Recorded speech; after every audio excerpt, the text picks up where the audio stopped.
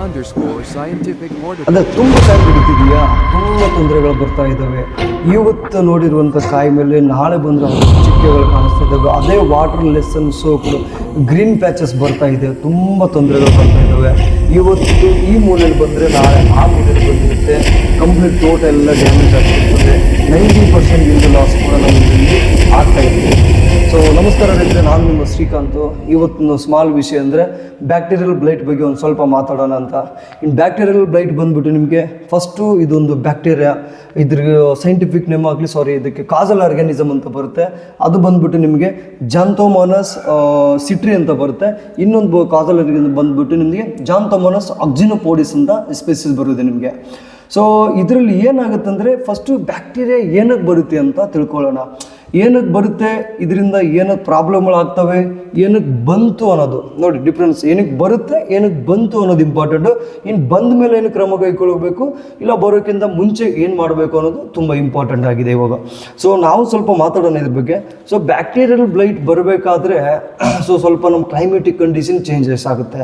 ಅದು ಯಾವ ಥರ ಇರುತ್ತೆ ಅಂದರೆ, ನಿಮ್ಮದು ವಾರ್ಮ್ ಹ್ಯೂಮಿಡಿಟಿ ಏನು ಬರುತ್ತಲ್ಲ, ಆ ಟೆಂಪ್ರೇಚರ್ ಬಂದುಬಿಟ್ಟು ನಿಮಗೆ 25 degree Celsius to 30 degree Celsius ಬಂದಾಗ ಅದು ಈ ನಮ್ಮ ಚಿಕ್ಕಬಳ್ಳಾಪುರ ಕ್ಲೈಮೇಟ್ ನೋಡಬೇಕಾದ್ರೆ ಕೆಲವು ಸಲ 30 to 35 ಡಿಗ್ರಿ ಸೆಲ್ಸಿಯಸಲ್ಲಿ ಕೂಡ ನಮಗೆ ಬ್ಯಾಕ್ಟೀರಿಯಲ್ ಬ್ಲೈಟ್ದು ಇನ್ಫೆಕ್ಷನ್ ಜಾಸ್ತಿ ಕಾಣಿಸ್ತಾ ಇದೆ.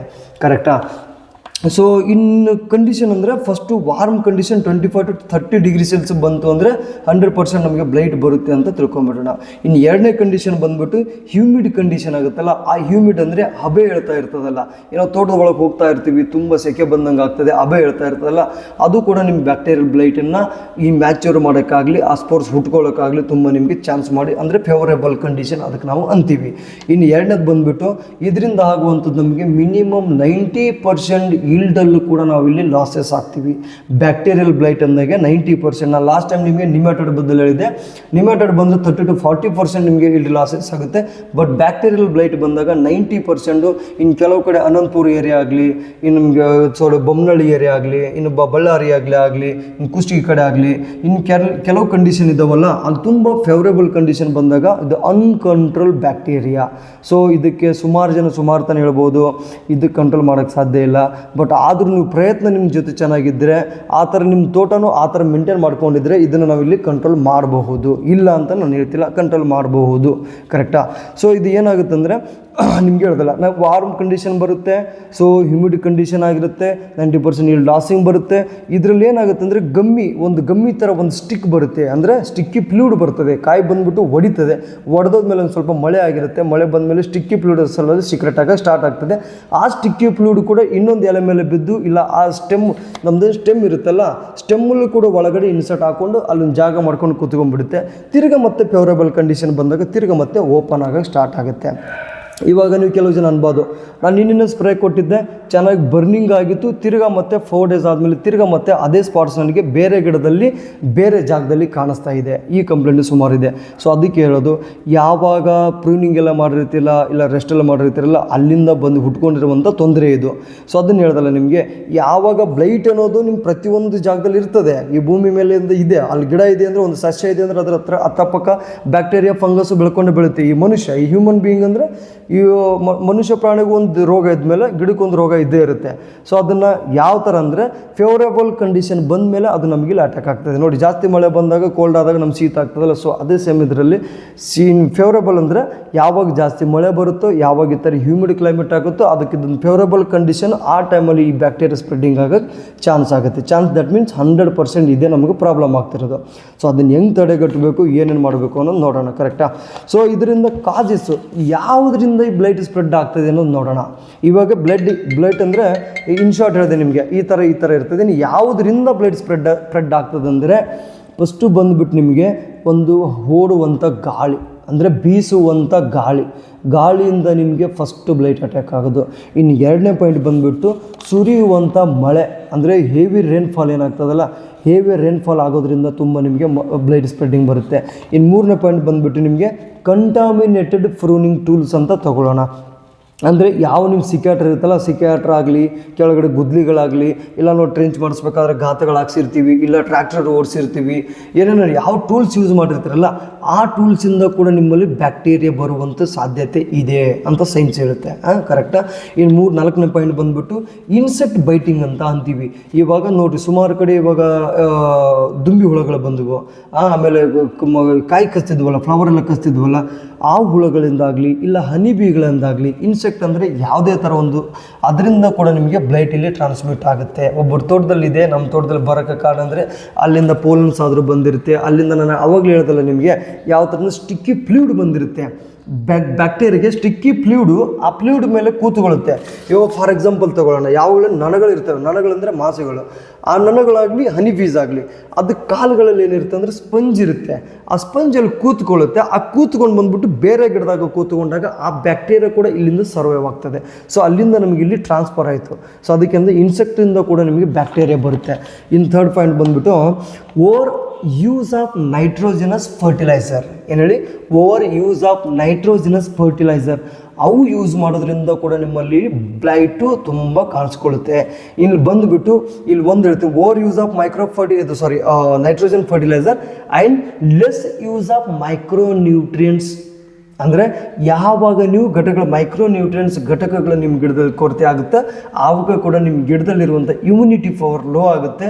ಸೊ ಗಿಡದಲ್ಲಿ ತಾಕತ್ತಿರಲ್ಲ, ಅಲ್ಲಿಂದನೂ ಕೂಡ ನಿಮ್ಮ ಬ್ಲೈಟು ಜಾಸ್ತಿ ಹೊರಗಡೆ ಬೀಳೋಕ್ಕೆ ಚಾನ್ಸ್ ಆಗುತ್ತೆ.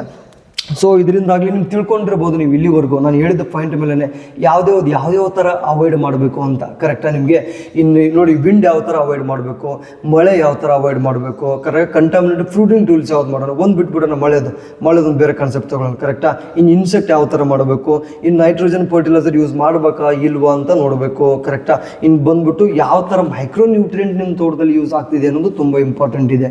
ಬರೀ ನೀವು ವಾಟರ್ ಸಲ್ಯುಬಲ್ ತೋಟ ಮಾಡೋಕ್ಕಾಗಲ್ಲ, ಇಲ್ಲ ನಾನು ಯಾವುದೋ ಹಿಂಡಿಗಳು ಕೊಟ್ಟು ಅಷ್ಟು ಕೊಟ್ಟು ಇಷ್ಟು ಕೊಟ್ಟು ಅನ್ನೋದು ನಿಮಗೆ ಇಲ್ಲಿ ಮ್ಯಾಟ್ರ್ ಬರಲ್ಲ. ಕರೆಕ್ಟಾ? ಇದನ್ನು ಯಾವ ಥರ ಕಂಟ್ರೋಲ್ ಮಾಡಬೇಕು ಅನ್ನೋದು ನಿಮಗಿದೆ. ಅಂದರೆ ಇದರಿಂದ ಕಾಜಸ್ಗಳಾಗ್ತಿದ್ದಾವೆ ಅಂತ ನಾನು ನಿಮ್ಗೆ ಹೇಳ್ಕೊಡ್ತಿರೋದು. ಕರೆಕ್ಟಾ? ಈ ನೆಕ್ಸ್ಟ್ ಬಂದುಬಿಟ್ಟು ಇನಾಕುಲಮ್ ರಿಲೀಸಿಂಗ್ ಬರ್ತದೆ ಅದರಲ್ಲಿ. ಇನ್ನು ಇನಾಕುಲಮ್ ರಿಲೀಸ್ ಅಂದರೆ ಅದೊಂದು ದೊಡ್ಡ ಕಾನ್ಸೆಪ್ಟ್ ಇದೆ. ಅದು ನಿಮ್ಗೆ ಸ್ಪೆಷಲ್ ಒಂದು ಚಾಪ್ಟರ್ ತೊಗೊಂಡಾಗ ನಾನು ನಿಮಗೆ ಹೇಳ್ತೀನಿ. ನಿಮಗೆ ಇಲ್ಲ ಎಲ್ಲ ಇರ್ತದೆ, ಇನ್ನು ಬ್ಯಾಕ್ಟೀರಿಯಾ ಹೆಂಗೆ ಒಳಗಡೆ ಹೋಗ್ತದೆ ಅಂದರೆ ಯಾವ ಥರ ಸ್ಟೊಮೊಟಲ್ ಓಪನಿಂಗ್ ಆಗಿರ್ತದೆ, ಸ್ಟೊಮೊಟಲ್ ಒಳಗಡೆ ಹೋಗ್ತದೆ, ಮನೆ ಮಾಡ್ಕೊತದೆ, ಕಟಿಂಗ್ ಆಗಿರ್ತದೆ, ಪ್ರೂನಿಂಗ್ ಹೊಡೆದಾಗ ಆ ಟೈಮಲ್ಲಿ ಇನಾಕುಲಮ್ ರಿಲೀಸ್ ಆಗಿಬಿಟ್ಟು ಒಳಗಡೆ ಹೋಗ್ಬಿಟ್ಟು ಓಜೋಸ್ಫಿಯರ್ ಆಗಿರ್ತದೆ. ಇನ್ನು ಯಾವ ಟೈಮ್ ಏನೇನು ಆಗ್ತದೆ ಅಂತ ಒಂದು ಚಾಪ್ಟರ್ ಮಾಡಿಬಿಟ್ಟು ಅದರಲ್ಲಿ ನಿಮ್ಗೆ ಹೇಳ್ತೀನಿ. ಇದರಲ್ಲಿ ಜಸ್ಟ್ ಇವಾಗ ಯಾಕೆ ಬಂತು, ಇನ್ನು ಬರಬಾರ್ದು, ಇನ್ನು ಕಂಟ್ರೋಲ್ ಮೆಜರ್ಮೆಂಟ್ ಏನಿದೆ ಮಾತ್ರ ನಿಮ್ಗೆ ಸ್ವಲ್ಪ ತಿಳಿಸ್ಕೊಡ್ತೀನಿ, ಇಲ್ಲ ವಿಡಿಯೋ ಲಾಂಗ್ ಆಗಿಬಿಡ್ತದೆ. ಸರಿನಾ? ಓಕೆನಾ? ಇನ್ನು ಸಿಂಪ್ಟಮಿಗೆ ಬಂದುಬಿಟ್ಟು ನಿಮಗೆ ಏನಾಗಿದೆ ಅಂದರೆ, ಇನ್ನು ಒನ್ಸ್ ಟೈಮ್ ನೀವು ಆವಾಗಲೇ ಹೇಳೋದಲ್ಲ, ಆ ಸಿಂಪ್ಟಮ್ ಒನ್ಸ್ ಟೈಮ್ ಬ್ಯಾಕ್ಟೀರಿಯಾ ಆ ಸ್ಟೆಮ್ ಒಳಗಡೆ ಹೋಯ್ತು ಅಂದ್ಕೊಳ್ಳಿ, ಅದು ನಿಮಗೆ ಒಂದು ಜಾಸ್ತಿ ಕಾಸ್ ಮಾಡೋಕ್ಕೆ ಮಿನಿಮಮ್ ಎಷ್ಟು ದಿವಸ ಬೇಕು ಹೇಳಿ ನಿಮಗೆ? ಅದು ಗ್ರೋತ್ ಆಗಬೇಕಾದ್ರೆ 4 to 19 ಡೇಸ್ ಬೇಕಾಗುತ್ತೆ, 5 to 10 ಡೇಸ್ ಬೇಕಾಗುತ್ತೆ. ಆ 5 to 10 ಡೇಸಲ್ಲಿ ನಿಮ್ಗೆ ಎಷ್ಟು ಲಾಸ್ ಮಾಡಬೇಕು ಅಷ್ಟು ಲಾಸ್ ಮಾಡಿಬಿಟ್ಟು ಕೆಡ್ಸಾಕ್ಬಿಡ್ತದೆ. ಇದು ಯಾವಾಗ ಹೇಳಿ? ಆ ಸ್ಟೆಮ್ ಒಳಗಡೆ ಹೋದರೆ ಫಸ್ಟ್ ನಾವು ಹೇಳ್ತೀವಿ ನೋಡಿ, ಫಸ್ಟ್ ಎಲೆ ಮೇಲೆ ಬರುತ್ತೆ, ಇಲ್ಲ ಕಾಯಿ ಮೇಲೆ ಬರುತ್ತೆ, ಇಲ್ಲ ಕಾಂಡದ ಮೇಲೆ ಬರುತ್ತೆ. ಇದು ಯಾಕೆ ಬರುತ್ತೆ ಅಂದರೆ, ನೀವು ರೆಸ್ಟಲ್ಲಿ ಏನು ಬಿಡ್ತೀರಲ್ಲ, ನಾನು ಸುಮಾರು ಸತಿ ಹೇಳಿದ್ದೀನಿ, ರೆಸ್ಟಲ್ಲಿ ಬಿಟ್ಟಾಗ ಯಾರೂ ಪ್ರಾಪರ್ ಸ್ಪ್ರೇಗಳು ಹೋಗಲ್ಲ. ಅದನ್ನು ನೋಡಿ, ನಾವು ಬಂದುಬಿಟ್ಟು ನಾವು ಬರೆದ್ಬಿಟ್ಟಿವಿ ಅಂದರೆ ಒಂದು 3 ದಿವಸಕ್ಕೆ ಒಂದೊಂದು ಸ್ಪ್ರೇ ಹಾಕಿದ್ರು ಕೂಡ ಮಾಡ್ತೀರಾ. ಸೊ ಇಲ್ಲ ನಿಮ್ಮಲ್ಲಿ ತೊಂದರೆ ಇದೆ, 2 ದಿವಸ ಸ್ಪ್ರೇ ಮಾಡಂದ್ರು, 2 ಡೇಸ್ ಇಂಟರ್ವಲ್ ಸ್ಪ್ರೇ ಮಾಡಂದ್ರು ಮಾಡೋಕ್ಕೆ ರೆಡಿ ಇರ್ತೀರಾ. ಅದನ್ನು ಹಣ್ಣು ಖಾಲಿ ಆದಮೇಲೆ ಬೇಕೋ ಬಿಟ್ಟು ಅನ್ನೋ ಥರ ತೋಟ ಬಿಟ್ಟಾಕ್ಬಿಡ್ತೀರಾ. ಅದಕ್ಕೆ ಕಡೆ ತಿರುಗೂ ಕೂಡ ನೀವು ನೋಡಲ್ಲ, ಕಣ್ಣು ಕೂಡ ಹಾಯಿಸಲ್ಲ. ಯಾವಾಗ ನೀರು ಬಿಟ್ಟನ ಇಲ್ಲ, ಇನ್ನು ಕೆಲವ್ರು ಏನು ಮಾಡ್ತಾರೆ, ಬ್ಲೈಟ್ ಇದೆ ಅಂತ ನೀರೇ ಸ್ಟಾಪ್ ಮಾಡಾಕ್ಬಿಡ್ತಾರೆ. ಕರೆಕ್ಟಾ? ಹಣ್ಣನ್ನು ಕಿತ್ಕೊಂಡ್ಬಿಡ್ತೀರಾ, ಬರೋ ಒಂದು 30 kg 40 kg 50 kg ಇಲ್ಡನ್ನು ಕಿತ್ಕೊತಾ ಇದ್ದೀರಾ. ಬಟ್ ನೀವು ಪ್ರಾಪರ್ ವಾಟರ್ ಮ್ಯಾನೇಜ್ಮೆಂಟ್ ಮಾಡ್ತಿಲ್ಲ, ವಾಟರ್ ಫರ್ಟಿಲೈಸರ್ ಕೊಡ್ತಿಲ್ಲ, ವಾಟರ್ ಕಾಂಪ್ಲೆಕ್ಸ್ಗಳು ಹೋಗಿಲ್ಲ, ವಾಟರ್ ಆರ್ಗ್ಯಾನಿಕ್ ಮ್ಯಾಟ್ರ್ಗಳು ಹೋಗಿಲ್ಲ, ಪ್ರಾಪರಾಗಿ ನಿಮ್ಮದು ಒಂದು ಬಯಾಲಜಿಕಲ್ ಕನ್ಸೋಟೆ ಕೂಡ ಹೋಗಿಲ್ಲ. ನಿಮ್ಮದು ಬಯಾಲಜಿಕಲ್ ಕನ್ಸೋಟೆ ಅಂದರೆ ನೀವು ತುಂಬ ಕಡಿಮೆನೇ ಯೂಸ್ ಮಾಡೋದು. ಸೊ ಈ ಥರ ನೀವೇನು ಪ್ರಾಬ್ಲಮ್ಗಳು ಮಾಡಿರ್ತೀರಲ್ಲ, ಅದರಿಂದ ನಮಗೆ ತುಂಬ ಇವಾಗ ಡ್ಯಾಮೇಜ್ ಆಗ್ತಿದೆ. ಇನ್ನು ಆ ಡ್ಯಾಮೇಜ್ ಅಂದರೆ ಪೂರ್ತಿ ಎಂಟೈರ್ ನಮ್ಮ ಏರಿಯಾ ಕೂಡ ಫೇಲ್ಯೂರ್ ಆಗ್ತಿದೆ. So area that means contaminated ಆಗ್ತಿದೆ ಏರಿಯಾ. ಸೊ ಏರಿಯಾ ಒಂದು ಕಂಟಾಮಿನೇಟೆಡ್ ಆದಾಗ ಏನಾಗ್ತದೆ ಹೇಳಿ, ನಿಮಗೆ ಆ ಬ್ಯಾಕ್ಟೀರಿಯಾನ ಕಂಟ್ರೋಲ್ ಮಾಡೋ ಶಕ್ತಿ ಕೂಡ ನೀವು ಯಾವ ಔಷಧಿಯಲ್ಲಿಲ್ಲ, ಅದನ್ನು ನೀವು ಕಳ್ಕೊಂಡ್ಬಿಡ್ತೀರಾ. ಸೊ ಅದು ನಮಗೆ ಆಗುತ್ತಿರುವಂಥ ಸಮಸ್ಯೆ. ಇನ್ನು ಇಷ್ಟಂತ ಆಗಿದೆ. ಸೊ ಇದು ನಾನು ಆವಾಗಲೇ ಹೇಳಿದೆ ನಿಮಗೆ. ಸೊ ಇನ್ನು ಜಾಸ್ತಿ ಪ್ರಾಬ್ಲಮ್ ಆಗಿರೋದು ಇದರಿಂದಲೇ. ನಿಮಗೆ ನಾವು ಫ್ಲವರಿಂಗ್ ಟೈಮಲ್ಲಿ ಫ್ಲವರಿಂಗ್ ಟೈಮಲ್ಲಿ ಸಿಕ್ಕಾಪಟ್ಟೆ ನೀರು ಕೊಟ್ಟಿದ್ದೀವಿ. ಯಾಕಂದರೆ ಆ ಟೆಂಪ್ರೇಚರ್ ನಮಗೆ ಆ ಥರ ಇತ್ತು. ಜಾನ್ವರಿ ಆಗಲಿ, ಫೆಬ್ರವರಿ ಆಗಲಿ, ಮಾರ್ಚ್ ಆಗಲಿ, ಈ ತಿಂಗಳಲ್ಲಿ ನಮಗೆ ಜಾಸ್ತಿ ಟೆಂಪ್ರೇಚರ್ ಇರೋದ್ರಿಂದ ಸಿಕ್ಕಾಪಟ್ಟೆ ನೀರು ಕೊಟ್ಟಿದ್ದೀವಿ. ದಟ್ ಮೀನ್ಸ್ ಫ್ಲಡ್ ಇರಿಗೇಷನ್ ಕೂಡ ಆಗಿದೆ, ಇಲ್ಲ ಮೈಕ್ರೋ ಸ್ಪ್ರಿಂಕ್ಲರ್ ಆಗಿದ್ದಾವೆ, ಇಲ್ಲ ಪೆಪ್ಸಿ ಟ್ಯೂಬ್ಗಳಾಗಿದ್ದಾವೆ, ಕೆಲವರು ವಾಟರ್ ಡೈರೆಕ್ಟ್ ಟ್ಯಾಂಕರಿಂದ ತಂದು ಹಾಕಿದ್ದಾರೆ. ಜಾಸ್ತಿ ವಾಟರ್ ಆಗಿರೋದ್ರಿಂದ ಕೂಡ ಬ್ಲೈಟ್ ಬರುತ್ತೆ. ಸೊ ಅವಾಗ ಜಾಸ್ತಿ ವಾಟರ್ ಆಗಿದೆ, ಇವಾಗ ಏನಾಗಿದೆ, ಅವಾಗ ಬೇಕಾಗಿತ್ತು ಯಾಕಂದರೆ ಸೆಟ್ಟಿಂಗ್ ಬರ್ತಿರಲಿಲ್ಲ, ಆ ಟೈಮಲ್ಲಿ ಅವಶ್ಯಕತೆ ಇತ್ತು, ಅದಕ್ಕೇ ನಾವು ಸೆಟ್ಟಿಂಗ್ ಏನೋ ಮಾಡ್ಕೊಂಡಿದ್ದೀವಿ. ಬಟ್ ಮುಂದೆ ಬ್ಲೈಟ್ ಬರಬಾರ್ದು ಅಂತ ಹೇಳ್ಬಿಟ್ಟು ಪ್ರಿಕಾಷನ್ ತೊಗೊಬೇಕಾಗಿತ್ತು. ಆ ಕ್ರಮಗಳು ನಾವು ಪ್ರಾಪರಾಗಿ ತೆಗೆದುಕೊಂಡಿಲ್ಲ. ಇವತ್ತು ನಾವು ಒಂದು ಸ್ಪ್ರೇ ಹೇಳಿ ಬಂದಿರ್ತೀವಿ, ಬಟ್ ಅಲ್ಲಿ ಹೋಗಿ ರೇಟಲ್ಲಿ ಕೇಳಿರ್ತಾರೆ. ಎಕ್ಸಾಂಪಲ್ ಒಂದು ಇನ್ಫಿನಿಟಿ ಒಂದು ರೇಟ್ ಹೇಳ್ಬಿಟ್ರೆ ಸ್ವಲ್ಪ ಕಾಸ್ಟ್ ಆಗುತ್ತೆ ಅಂತ ಹೇಳ್ಬಿಟ್ಟು ಸುಮ್ಮನೆ ಯಾವುದೊಂದು XYZ ಆ ಮಾಲಿಕೂಲ್ ಕಡಿಮೆ ರೇಟಲ್ಲಿ ಬರುವಂಥದ್ದು ಅದನ್ನ ಎತ್ಕೊಂಡು ಮಾಡ್ತೀರಾ. ಸೊ ಅದರಲ್ಲಿ ನಿಮಗೆ ರಿಸಲ್ಟ್ ಬರುವಂಥದ್ದಿಲ್ಲ. ನಾನು ಓಪನ್ ಆಗಿ ಹೇಳ್ತಾ ಇದ್ದೀನಿ, ನಿಮಗೆ ಬೇಜಾರಾದರೂ ಪರವಾಗಿಲ್ಲ. ಯಾಕಂದರೆ ಒಂದು ಯಾವುದೋ ಒಂದು ಸ್ಪ್ರೇ ರೆಕಮೆಂಡೇಷನ್ ಇರುತ್ತಂದರೆ ಆ ರೆಕಮೆಂಡೇಷನ್ ಮೇಲೆ ಹೋಗಬೇಕು. ನಾನೊಂದು ನಿಮ್ಮ ಸ್ಪ್ರೇ ಲಿಸ್ಟ್ ಕೊಟ್ಟಿದ್ದೀನಿ ಅಂದರೆ ಹಿಂದೆ ಏನು ಕೊಟ್ಟಿದ್ದೀನಿ, ಮುಂದೆ ಏನು ಕೊಡ್ತಾ ಇದ್ದೀನಿ, ಸೆಂಟ್ರಿಗೆ ಏನಿರ್ತದೆ ಅಂತ ಅದು ತುಂಬ ಇಂಪಾರ್ಟೆಂಟ್ ಇರುತ್ತೆ. ನಿಮಗೆ ಆ ಸೀರೀಸ್ ಹೋಗ್ತಾ ಇರ್ತಾವಲ್ಲ, ಆ ಸೀರೀಸ್ ನಾವು ಡೈರೆಕ್ಟ್ ಬ್ಯಾಕ್ಟೀರಿಯಾ ಕಂಟ್ರೋಲ್ ಮಾಡೋಕ್ಕಾಗಲ್ಲ. ಆ ಬ್ಯಾಕ್ಟೀರಿಯಾ ಸುತ್ತ ಏನು ಫಂಗಸ್ ಬೆಳೆದಿರ್ತದ ಅದನ್ನು ಬ್ರೇಕ್ ಮಾಡಬೇಕು. ಅದಾದಮೇಲೆ ಬ್ಯಾಕ್ಟೀರಿಯಾನ ಬ್ರೇಕ್ ಮಾಡಬೇಕು. ಅದಕ್ಕೆ ಸೂಟೇಬಲ್ ಆಗುವಂಥ ಫಂಜಿಸೈಡ್ಸ್ ಆಗಲಿ, ಅದಕ್ಕೆ ಸೂಟೇಬಲ್ ಆಗುವಂಥ ಬ್ಯಾಕ್ಟೀರಿಯಸೈಡ್ಸ್ ಆಗಲಿ ನಾವು ಕೊಡ್ತಾ ಇರ್ತೀವಿ. ಇಲ್ಲಿ ಕ್ವಶನ್ ಹೇಳ್ತದೆ, ಬ್ಯಾಕ್ಟೀರಿಯಾ ಅಂತ ನೀವು ಅಂತಿದ್ದೀರಾ, ಬಟ್ ನೀವು ಫಂಜಿಸೈಡ್ ಏನೋ ಕೊಡ್ತಿದ್ದೀರಾ. ಬ್ಯಾಕ್ಟೀರಿಯಾ ಆದರೆ ಬ್ಯಾಕ್ಟೀರಿಯಸೈಡೇ ಹೋಗಬೇಕಲ್ಲ. ಸೊ ಅದು ಕಾನ್ಸೆಪ್ಟ್ ಇದೆ, ಅದು ಕೂಡ ನಿಮಗೆ ಒಂದು ಎಕ್ಸ್ಪ್ಲೇನ್ ಮಾಡ್ಕೊಡ್ತೀನಿ ನಾನು. ಯಾಕೆ ಅದು ಕೊಡ್ತೀವಿ, ಯಾಕೆ ಇದನ್ನು ಕೊಡ್ತೀವಿ ಅನ್ನೋದು ನಿಮ್ಗೆ ಹೇಳ್ಕೊಡ್ತೀನಿ. ಇಲ್ಲ ನಿಮ್ಗೆ ಬರುವಂಥ ಕನ್ಸಲ್ಟೆಂಟಲ್ಲಿ ಯಾರಾದ್ರೂ ಇದ್ದರೆ ಅವ್ರನ್ನ ಕೇಳಿ, ಇದು ಬ್ಯಾಕ್ಟೀರಿಯಾ ನೀವು ಫಂಜಿಸೈಡ್ ಕೊಡ್ತಾ ಇದ್ದೀರಾ, ಅದಕ್ಕೂ ಏನು ಸಂಬಂಧ, ಹೆಂಗೆ ಬರ್ನಿಂಗ್ ಬರುತ್ತೆ ಅಂತ ಇದು ಕೂಡ ನೀವು ಕೇಳಿ ನೋಡಿ. ಅವ್ರ ಹತ್ರ ನಿಮ್ಗೆ ಉತ್ತರ ಸಿಗುತ್ತೆ. ಅವ್ರೇನು ಎಕ್ಸ್ಪ್ಲೇನ್ ಮಾಡ್ತಾರೆ, ನಿಮಗೆ ಪ್ರಾಪರಾಗಿ ಮಾಡಿರ್ತಾರೆ. ಕರೆಕ್ಟಾ? ಸೊ ಇವಾಗ ಹೇಳೋದೇನೆಂದರೆ ರೈತರೆ, ಆ ಟೈಮಲ್ಲಿ ನಾವು ಜಾಸ್ತಿ ವಾಟರ್ ಕೊಟ್ಟಿದ್ದೀವಿ, ಭೂಮಿ ಅಂಶ ತ್ಯಾವಾಂಶ ಜಾಸ್ತಿ ಇತ್ತು. ಇನ್ನು ಇವಾಗ ಬಂದು ಕರೆಕ್ಟ್ ಮಳೆ ಬಿದ್ದೋಯ್ತು. ಕರೆಕ್ಟ್ ಮಳೆ ಬಿದ್ದಿದೆ ಅಂದರೆ ಒಂದೇ ಸತಿ ಚೆನ್ನಾಗಿ ಮಳೆ ಬಿದ್ದುಬಿಟ್ಟಿದ್ರೆ, ಕ್ಲೈಮೇಟ್ ಕೋಲ್ಡ್ ಆಗಿದ್ರೆ ಏನು ತೊಂದರೆ ಇರ್ತಿರಲಿಲ್ಲ. ಸೊ ಕೋಲ್ಡ್ ಆದಾಗ ನಿಮಗೆ ಬ್ಯಾಕ್ಟೀರಿಯಾ ಅಷ್ಟೊಂದು ಬರಲ್ಲ, ನಿಮಗೆ ಗ್ರೋತ್ ಆಗಲ್ಲ. ಸೊ ಇಲ್ಲಿ favourable condition, warm humid warm condition ಅಂತ ಹೇಳಿದೆ ನಿಮಗೆ. ಸೊ ಅಲ್ಲಿ ಏನಾಗುತ್ತೆ, 80 ಬಿಲೋ ರಿಲೇಟಿವ್ ಹ್ಯೂಮಿಡಿಟಿ ಕೂಡ ಕೆಳಗಡೆ ಬಂದುಬಿಟ್ಟಿರ್ತದೆ. ಸೊ ಇಲ್ಲಿ ಹಬೆ ಹೇಳಕ್ಕೆ ಸ್ಟಾರ್ಟ್ ಆಗಿರ್ತದೆ. ಅದರಿಂದ ನಿಮಗೆ ಆಗುವಂಥ ತೊಂದರೆ, ಫಸ್ಟ್ ಜಾಸ್ತಿ ವಾಟರ್ ಆಯಿತು, ಆಮೇಲೆ ಬಂದುಬಿಟ್ಟು ನಾವು ಏನು ಮಾಡಿದ್ವಿ, ಇಲ್ಲಿ ಸಿಕ್ಕಾಪಟ್ಟೆ ಮಳೆ ಬಿದ್ದು ಹೋಗ್ಬಿಡ್ತು. ಸಿಕ್ಕಾಪಟ್ಟೆ ಮಳೆ ಬಿದ್ದಾಗ ನಾವು ಏನು ಮಾಡ್ತೀವಿ, ಕಂಪ್ಲೀಟ್ ವಾಟರ್ ಸ್ಟಾಪ್ ಮಾಡೋಗ್ಬಿಡ್ತೀವಿ. ಇನ್ನೊಂದು ಚೂರು ಜಾಸ್ತಿ ಕೊಟ್ಬಿಟ್ರೆ ಏನಾಗಿತ್ತು ನನಗೆ ಆ ಥರ ಏನೋ ಮಾಡೋಕ್ಕೆ ಹೋಗ್ಬೇಡಿ. ಮಳೆ ಬಿದ್ದರೂ ಕೂಡ ನಿಮಗೆ ಒಂದು ದಿವಸ ಕಾಯಿರಿ ಅಷ್ಟೇ. 2ನೇ ದಿವಸ ಬಿಸಿಲು ಬರುತ್ತೆ. ಬಿಸಿಲು ಬಂದಾಗ ಮಿನಿಮಮ್ 10 ಮಿನಿಟ್ಸ್ ವಾಟರ್ ಕೊಡಿ.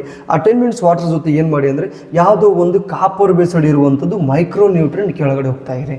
ಇಲ್ಲ ಅಂದರೆ COC ವ್ಯಾಲಿಡಮೈಸಿನ್ ನೀವು ಕೆಳಗಡೆ ಡ್ರಿಪ್ ಥ್ರೂನೇ ಕೊಡಿ. ಅದರಲ್ಲೂ ಕೂಡ ನಿಮ್ಗೆ ಚೆನ್ನಾಗಿ ಬ್ಯಾಕ್ಟೀರಿಯಾ ಕಂಟ್ರೋಲ್ ಬರುತ್ತೆ. ನಾನು ಪೋಮೋ ಸ್ಪೆಷಲ್ ಜಾಸ್ತಿ ರಿಕಮೆಂಡ್ ಮಾಡ್ತೀನಿ. ಯಾಕಂದ್ರೆ ಅದ್ರ ಬಗ್ಗೆ ಸುಮಾರು ರೈತರ ಬಗ್ಗೆ ಕಂಪ್ಲೇಂಟ್ ಇದೆ. ದಟ್ ಮೀನ್ಸ್ ಆಗದಿರುವಂಥವ್ರು ಅಪೋಸಿಟ್ ಕ್ಯಾಂಡಿಡೇಟ್ಗಳು ಇದೇ ಇರ್ತವೆ. ಅದು ಹಂಗೆ ಇದು ಹಿಂಗೆ, ಅವ್ರು ಅವ್ರ ಟೈಪ್ ಆಗೋರು ಇಲ್ಲಿ ಟೈಪ್ ನೂರಾರು ವಿಷಯಗಳು ಬರ್ತವೆ.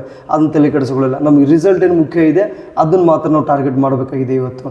ಅದು ನಾನು ಒಂದು ಓಪನ್ ವಿಷಯ ಮಾತಾಡ್ತೀನಿ ಅದ್ರ ಬಗ್ಗೆ ಕೂಡ, ಸರಿನಾ? ಇದು ನಾನು ಫಸ್ಟು ನಾನೊಂದು ನಿಮ್ಮ ಸ್ಪ್ರೇ ಶೆಡ್ಯೂಲ್ ಕೊಡ್ತಾ ಇದ್ದೀನಿ. ಇನ್ನು ಜನರಿಗೆ ಏನು ಬೇಸಿಕ್ ಏನು ಸ್ಪ್ರೇ ಶೆಡ್ಯೂಲ್ ಇದೆಯಲ್ಲ, ಅದೊಂದು ಸ್ಪ್ರೇ ಶೆಡ್ಯೂಲ್ ನಾನು ನಿಮ್ಗೆ ಕೊಡ್ತೀನಿ. ನೀಟಾಗಿ ಹಂತವಾಗಿ ಯಾವ ಥರ ನಂಬರ್ ಆಫ್ ಸೀಕ್ವೆನ್ಸ್ ಮಾಡಿಕೊಟ್ಟಿರ್ತೀನಿ, ಆ ಸೀಕ್ವೆನ್ಸ್ ಪ್ರಕಾರವಾಗಿ 100% ನೀವು ಇಲ್ಲಿ ಬ್ಯಾಕ್ಟೀರಿಯಾ ನೀವು ಇಲ್ಲಿ ತಡೆಗಟ್ಟಬಹುದು. ಅದರಲ್ಲಿ ಮಿಕ್ಸಿಂಗ್ ಏನೋ ಮಾಡ್ಕೊಂಡ್ರೆ ಅಂತ ಅಂದ್ಕೊಳ್ಳಿ, ಮತ್ತೆ ನಿಮಗೆ ಇಲ್ಲಿ ರಿಸಲ್ಟ್ ಬರುವಂಥದ್ದು ಇಲ್ಲ. ಯಾಕಂದರೆ ಮಳೆ ಮೇಲೆ ಮಳೆ ಬೀಳ್ತಾ ಇದೆ. ಇವತ್ತು ಬೀಳ್ತಾ ಇದೆ, ಮತ್ತೆ ನೈಟ್ ಒಂದು ಸ್ಪ್ರೇ ಮಾಡ್ತೀರಾ, ಮತ್ತೆ ನಾಳೆ ಬೀಳ್ತದೆ, ಮತ್ತೆ ಸ್ಪ್ರೇ ಮಾಡ್ತಿದ್ದೀರಾ. ಸೊ ಹಿಂಗಾಗ್ಬಿಟ್ಟು ಸುಮಾರು ತೋಟ ಆಲ್ಮೋಸ್ಟ್ ಒಂದು 50% ಆಲ್ಮೋಸ್ಟ್ ಬ್ಯಾಕ್ಟೀರಿಯಾ ಅಟ್ಯಾಕ್ ಆಗಿಬಿಟ್ಟಿದ್ದಾವೆ. ಇನ್ನು ಯಾವ ಹೊಸ ತೋಟದಲ್ಲಿದ್ವಲ್ಲ, ಇನ್ನು ಹೊಸ ತೋಟದವ್ರಿಗೆ ಕೂಡ ಇದು ಬರಬಾರ್ದು. ಅಲ್ಲೂ ಕೂಡ ಸುಮಾರು ಬ್ಯಾಕ್ಟೀರಿಯಾ ಕಾಣಿಸ್ತಿದೆ, ಬಿಕಾಸ್ ಆಫ್ ಹೈ ಬಯೋಸ್ಟಿಮ್ಯುಲೆಂಟ್ ಯೂಸ್. ಅದನ್ನು ತಗೊಳ್ಳಿ. ಯಾವ ಬಯೋಸ್ಟಿಮ್ಯುಲೆಂಟ್ಗಳು ಇದಾವೆ ಅಂತ ಅದನ್ನು ನಿಮಗೆ ಸ್ವಲ್ಪ ಹೇಳ್ಕೊಡ್ತೀನಿ.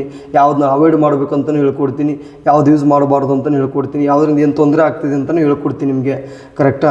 ಸೊ ಇದೊಂದು ಮಾಡೋಣ. ಸೊ ಇನ್ ಶಾರ್ಟಾಗಿ ನಾನು ನಿಮಗೆ ಒಂದು ಶೆಡ್ಯೂಲ್ ಮಾಡಿಕೊಡ್ತೀನಿ, ಅದು ನೀವು ಸ್ವಲ್ಪ ಯೂಸ್ ಮಾಡ್ಕೊಳ್ಳಿ. ಅದರಿಂದ ನೀವು ನೋಡಿ ನಿಮ್ಮ ಏರಿಯಾದಲ್ಲಿ ನಿಮ್ಮ ಇದರಲ್ಲಿ ಕಂಟ್ರೋಲ್ ಬರುತ್ತೇನೋ ಅಂತ. ಯಾಕಂದ್ರೆ ನಾನು ಕೂಡ ನಿಮ್ಗೆ 100% ಶೆಡ್ಯೂಲ್ ಕೊಡ್ತಾ ಇದ್ದೀನಿ. ಬಟ್ ಅದರಲ್ಲಿ ನೀವು ಯಾವ ಥರ ಯೂಸ್ ಮಾಡ್ಕೊತೀರಾ, ನಿಮ್ಮ ಗಿಡದಲ್ಲಿ ಸ್ಟೋರೇಜ್ ಏನಿದೆ ಅದು ಡಿಪೆಂಡ್ ಆಗುತ್ತೆ. ನೀವು ಸ್ಟೋರೇಜೇ ಮಾಡ್ತಿಲ್ಲ, ಬರೀ ಸ್ಪ್ರೇಗಳು ಮಾಡ್ಕೊಂಡು ಹೋಗ್ತೀನಿ, ಕೆಳಗಡೆ ಏನು ಕೊಡ್ತಿಲ್ಲ ಅಂದರೆ ಲೆಕ್ಕ ಬರಲ್ಲ ನಿಮಗೆ. ಕೆಳಗಡೆ ಕೂಡ ಮೈಕ್ರೋ ನ್ಯೂಟ್ರಿಯೆಂಟ್ ಮ್ಯಾನೇಜ್ ಮಾಡ್ತಾ ಇರಿ, ಕನ್ಸೋಡಿಯಾ ಹೋಗ್ತಾ ಇರಿ, ಆಮೇಲೆ ಮೇಲೆ ಮಾತ್ರ ಈ ಸ್ಪ್ರೇಗಳು ಹೋಗ್ತಾ ಇರಿ. ಅವಾಗ ನಾವು ಈ ಬ್ಯಾಕ್ಟೀರಿಯಾ ಬ್ಲೈಟ್ನ ಒಂದು ಕಂಟ್ರೋಲ್ ಮಾಡ್ಬೋದು. ಅದರ್ವೈಸ್ ನಿಮಗೆ ಈ ಕಾಸಲ್ಲಿ ನಿಮಗೆ ಕಂಟ್ರೋಲ್ ಬರೋಕ್ಕೆ ಸಾಧ್ಯನೇ ಇಲ್ಲ. ಇದು ದಿನ ಬಿಟ್ಟು ನಿಮ್ಗೆ ಹೆಚ್ಚಿಗೆ ಹಾಕೊಂಡು ಹೋಗುತ್ತೆ ಹೊರತು ಇದನ್ನು ನಾವು ಇಲ್ಲಿ ಕಂಟ್ರೋಲ್ ಮಾಡೋಕ್ಕಾಗಲ್ಲ. ಎಕ್ಸಾಂಪಲ್ ಜಾಂತಮನ ಸಿಟ್ಟು ನೀವು ಕಂಟ್ರೋಲ್ ಮಾಡ್ಬೋದು, ಆದರೆ ಈ ಜಾಂತಮನ ಆಕ್ಸಿನೋಪೋಡಿಸ್ ಅಂತ ಬರುತ್ತಲ್ಲ, ಇದು ಮಾತ್ರ ಈ ಕಾಸಲ್ಲಿ ನಿಮ್ಗೆ ಸ್ವಲ್ಪ ಕಂಟ್ರೋಲ್ ಮಾಡೋದು ತುಂಬ ಕಷ್ಟ ಆಗುತ್ತೆ. ಸೊ ಪ್ರಾಪರ್ ಶೆಡ್ಯೂಲ್ ಯೂಸ್ ಮಾಡಿ, ಪ್ರಾಪರ್ ಸ್ಪ್ರೇ ಹೋಗಿ ಏನೂ ತೊಂದರೆ ಇಲ್ಲ. ಧನ್ಯವಾದ.